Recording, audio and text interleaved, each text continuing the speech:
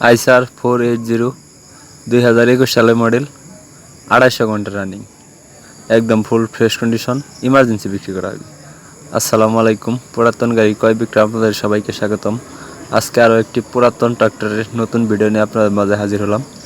গাড়িটি একদম full fresh কন্ডিশনের গাড়ি এবং গাড়িটি শুধু টলিতে চালানো হয়েছে এবং এখন রোটার সহ বিক্রি করা হবে।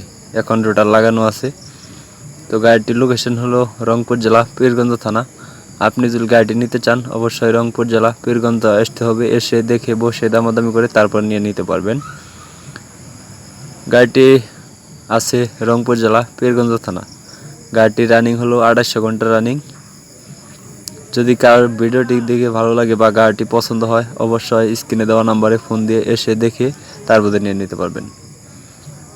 গাড়িটি 2021 সালের জুন মাসের ডেলিভারি।